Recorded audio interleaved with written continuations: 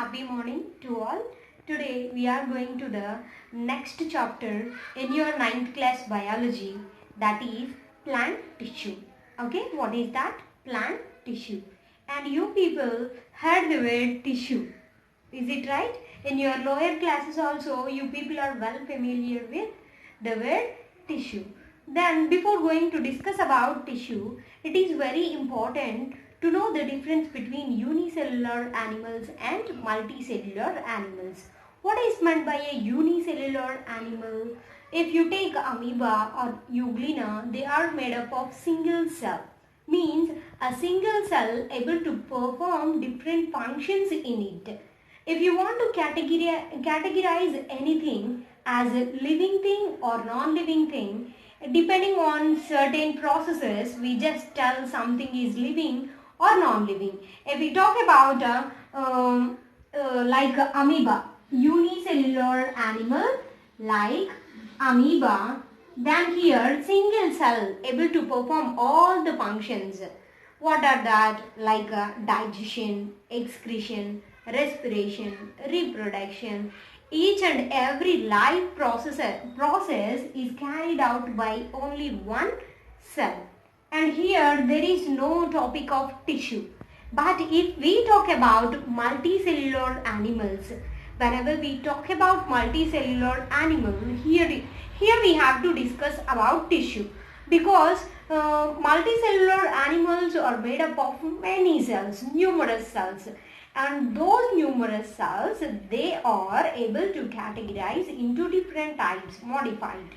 Okay, and a group of cells is called as tissue. A group of cells is called tissue, and in the multicellular animal body they may carry different types of tissues, and that different types of tissues, they are able to perform different functions. Is it clear? Different tissues able to categorize for doing specific function. Then move to the our main topic. What is that? Plant tissue. What is a tissue? A group of cells is called as tissue. If we talk about the topic plant tissue, the plant, it is also belongs to multicellular animal. As it is multicellular animal, for doing different functions in a plant body, the plant is made up of different types of tissues. What are the different types of tissues? What are the different parts involved in the plant? We will discuss now. And you people are well familiar with this topic from your lower classes onwards. Is it right?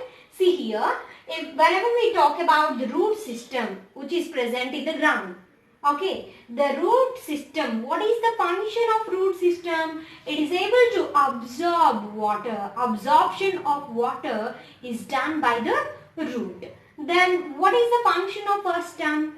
It just hold the plant upright, and it also involves in conduction process. So for transferring water and some food material, it just acts like a barrier.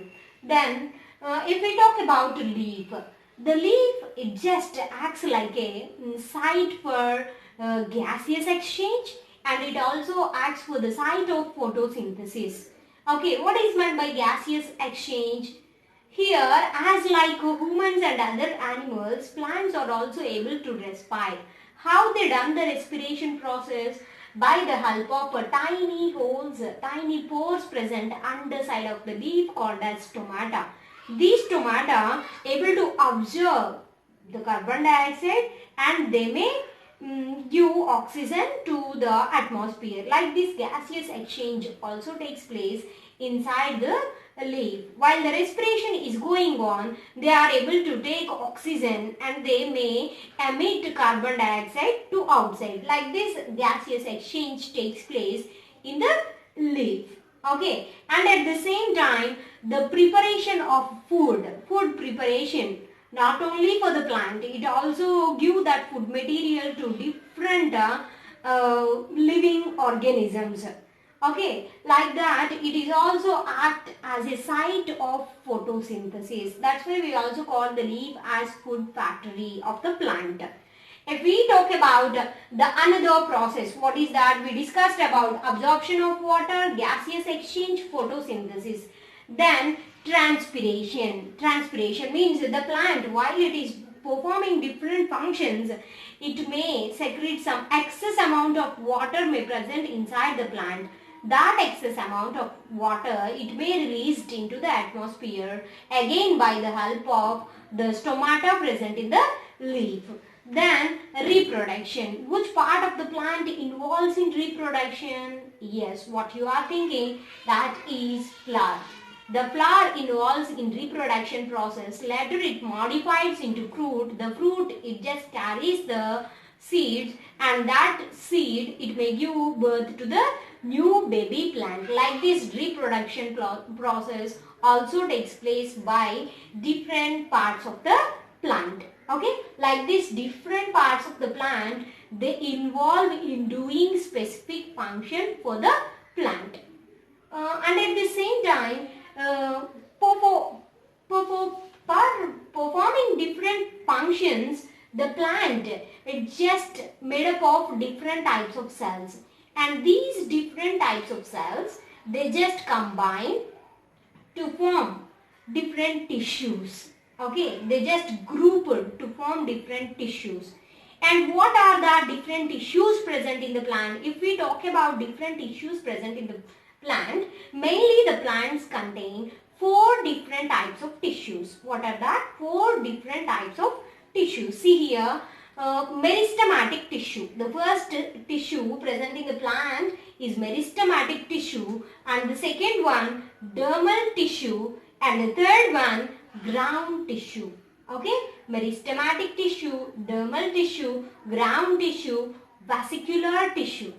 Like this, 4 types of tissues are present in the entire body of the plant. These are the main tissues what we are going to discuss in this chapter. Okay, if we talk about meristematic tissue, it involves in the growth of the plant and in the repairing processes of the plant. If we talk about dermal tissue, it mainly involves in the function of a protection. It just gives protection to the plant. If we talk about ground tissue, the ground tissue, it just forms the base of the plant. It just gives support to other tissues and make the other tissue to arrange in order. Okay, later vascular tissue, also called as conductive tissue. It involves in the transport of water, and it also involves in the transport of food material to each and every part of the plant.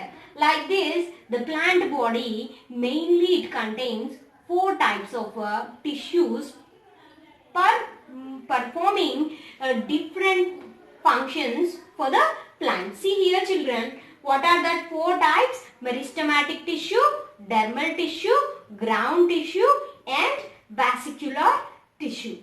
Okay, this is only introduction of the second lesson, and I will meet you with another new topic. In detail we are going to discuss about each and every tissue with some activities in the next session. Till then, keep curious and stay safe at your home. Thank you for watching.